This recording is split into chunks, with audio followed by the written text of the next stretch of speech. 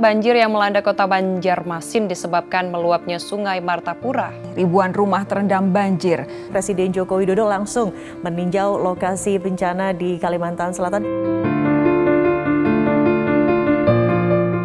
Banjir Kalsel adalah peristiwa yang luar biasa. Yang mana kami sebut adalah Baah Tampuh atau Aing Bantai. Yang mengagetkan semua pihak ya dan banyak menelan korban. Pada kejadian itu menyebabkan beberapa rumah di warga kami itu hancur, bahkan luluh lantak. Infrastruktur jalan kami pun rusak parah, jembatan terputus dan lain sebagainya. Tentu kita mempertanyakan sejauh apa kekuatan sistem wilayah yang ada di Das Barito tersebut. Upaya yang dapat dilakukan dalam penanggulangan bencana banjir di Provinsi Kalimantan Selatan yang dapat dilakukan oleh pihak pemerintah maupun akademisi itu dapat kita tuangkan dalam bentuk platform yang terintegrasi dan terupdate dalam bentuk geoportal. Dalam geoportal tersebut kita dapat menginformasikan, memvisualisasikan hasil dari pemodelan banjir, di mana pemodelan banjir tersebut dapat dipakai sebagai alat bantu pengambilan keputusan. Memang ada amanat dari Komisi 4 DPR agar kita KLHK terlibat aktif dalam proses melakukan kajian-kajian banjir yang menjadi basis perencanaan pengendalian banjir dan juga perencanaan pembangunan yang ada di Kalimantan Selatan tadi.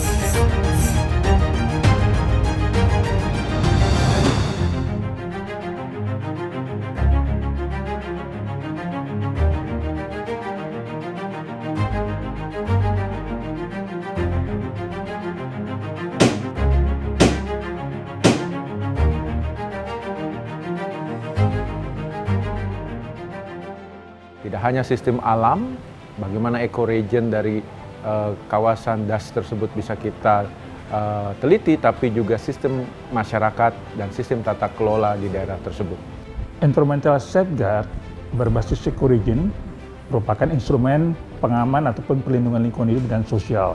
Ecoregion dalam konteks ini adalah basis-basis pendekatan ekosistem berbasis landscape.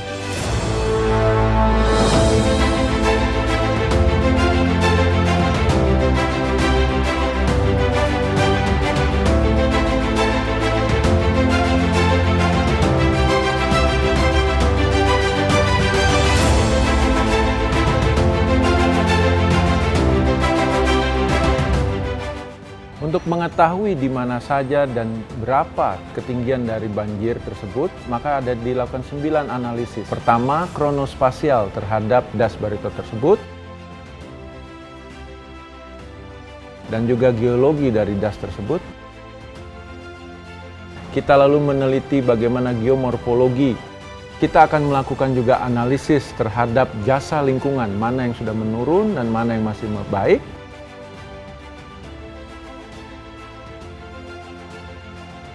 Kita juga tambahkan dengan berbagai analisa sosial ekonomi masyarakat di sana, di mana desa tertinggal, mana desa yang sudah relatif maju.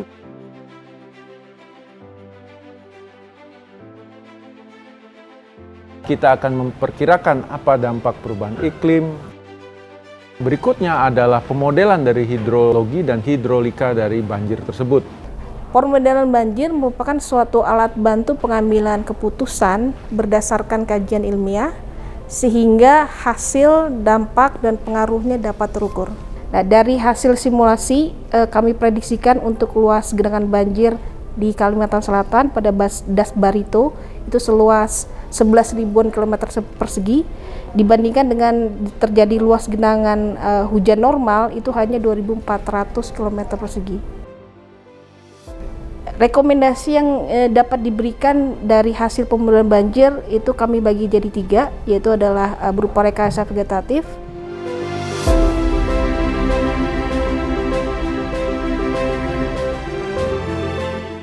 sipil teknis,